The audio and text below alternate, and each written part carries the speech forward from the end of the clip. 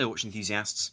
Now the Omega Seamaster 300M has become a watch which is truly iconic among dive watch enthusiasts.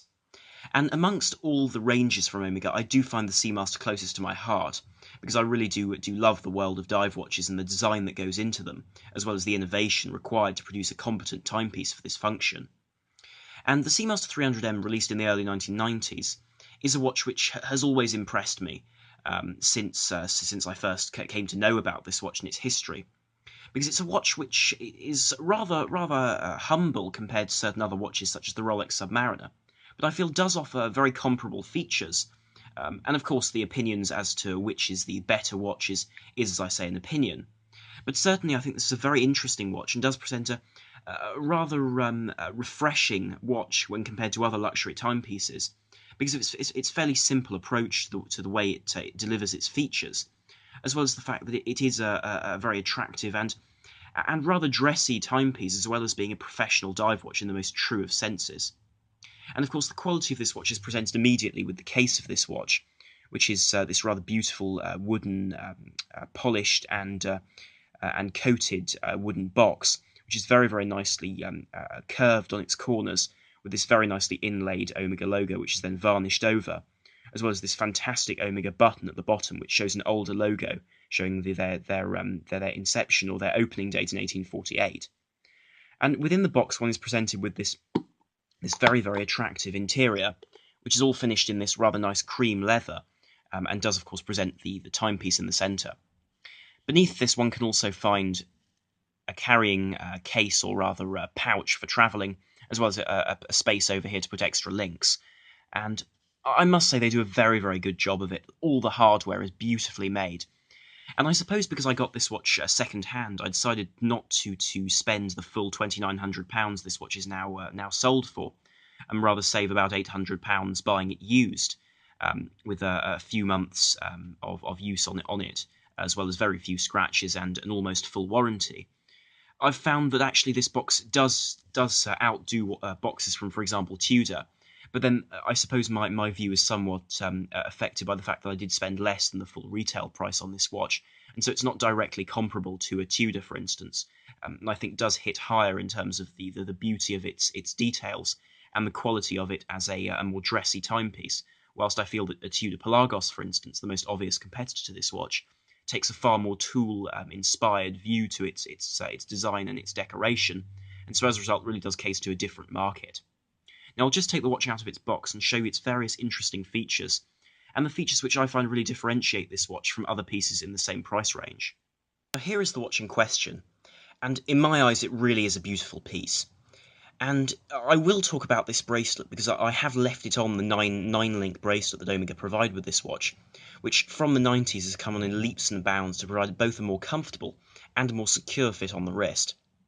But in terms of the head of the watch, Omega have done a really very good job of providing a watch which shows the external beauty of a watch you would hope to wear as a luxury timepiece, but also the functionality of a sports watch, which this watch is inevitably needing to provide. And this is a piece which does, of course, provide the ceramic bezel insert, which has been shown on this last generation of 300M, with this enclosed loom pip at 12 o'clock, which, as you've seen from the intro, is rather a bright part of the watch, and certainly does show a real attention to detail, because, of course, this pip is both shielded from the elements by a coating, as you can see, with that metal lip around it, as well as the fact that it glows green along with the minute hand, whilst the rest of the dial glows a blue BGW9 sort of colour, along with the hour hand and the second hand, allowing you to immediately pick out the minute hand and that bezel pip to better read it in the dark. And of course that bezel insert is a superb addition, as you can see. It does show off reflections very nicely, and does show fingerprints, but I found that generally they're more of a problem on the crystal than that bezel insert, just due to the fact that it's a sort of an opaque finish rather than the clear finish of a sapphire crystal. Now the movement inside this watch is the Omega Caliber 2500, and this is a very interesting movement in my eyes because it marks the point at which Omega were able to use the Co-Axial escapement in a mass-produced timepiece. And previous to this movement, Omega were using various versions, or sort of modified versions, chronometer versions, of the ETA 2892. And in truth, this movement is based on that architecture. And Omega chose it because it was the more high end of the ETA automatics, but also because it was a movement which was remarkably slim, being only 3.6mm thick in its date configuration, which is just over a millimetre thinner than the equivalent ETA 2824, making it a much easier movement to fit into a watch like this. And that movement was superseded by this, the 2500, which housed the George Daniels Co-Axial Escapement, the escapement which in most Omega watches these days has replaced the normal lever-style escapement. And because it separates the impulse in the escapement from the locking function, it means that you can really reduce the friction involved in the escapement immensely, and so as a result they don't require lubrication and can last much longer than a normal escapement, which is an interesting feature to have in this watch, albeit Omega themselves, or at least rumour has it that Omega themselves have said that it was more of a marketing change than a technical change, because of course the rest of the movement does still require servicing. Although a lot of people have argued that this does still increase the service intervals, which is certainly a benefit of having a movement like this, and also adding the sort of talking aspect to such an interesting piece. Additionally, this does mean that the movement is much slimmer than the modern 8500 caliber movements, and indeed its successors in the 8900, for instance, caliber range,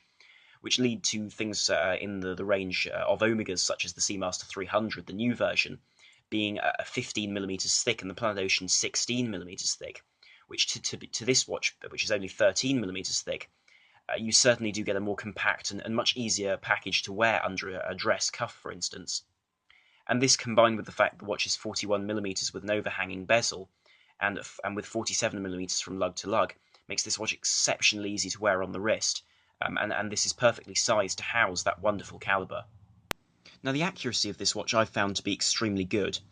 and my example runs at about half a second to a second a day, plus half a second to a second a day, that is,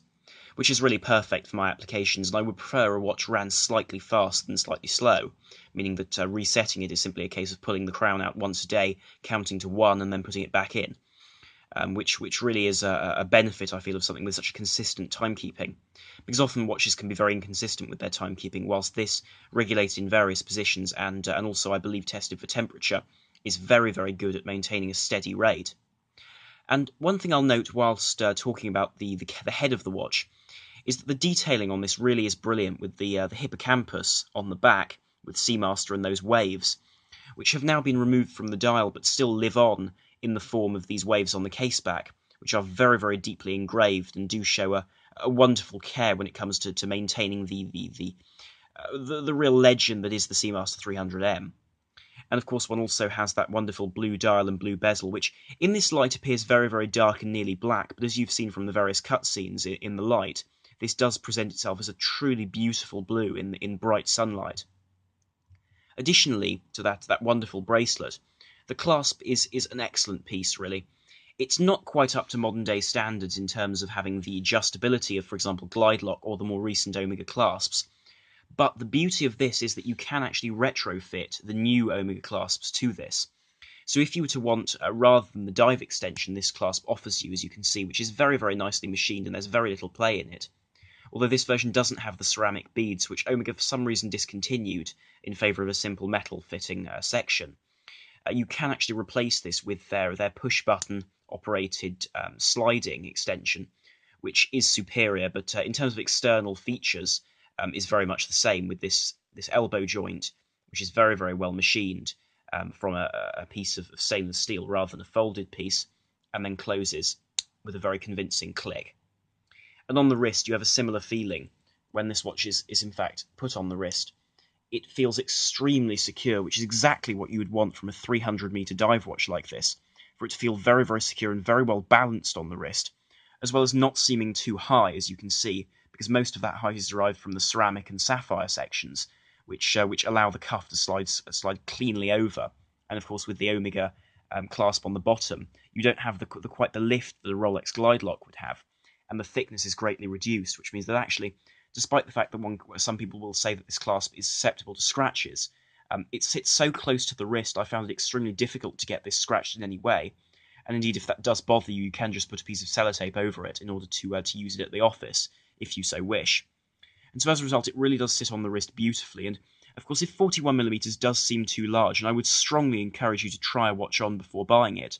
then the 36mm or the 36.25 rather millimeter version in mid-size configuration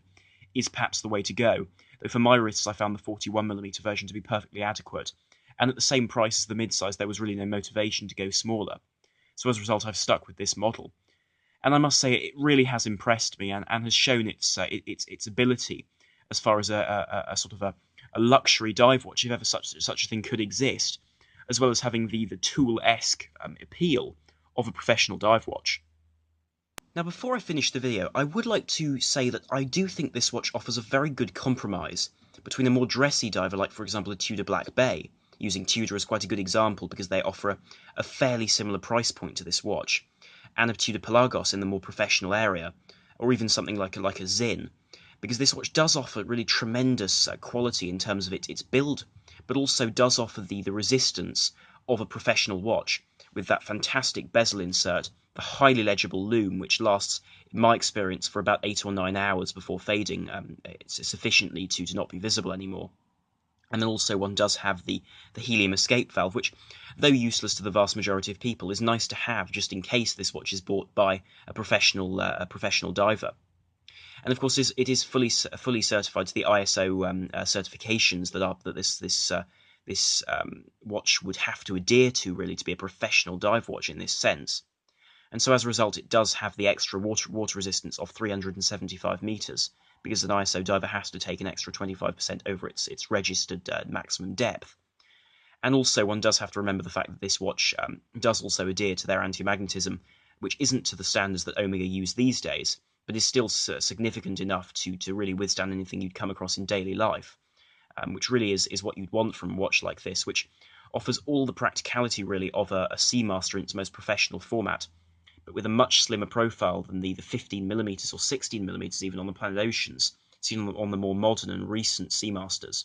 making this watch, in my eyes, a really fantastic compromise for those who want a professional dive watch, but also one which you can wear on a daily basis. Now, I'll conclude the video here, but thank you very much for watching, and please do like, share, and subscribe to help the channel and to enjoy more content here in future.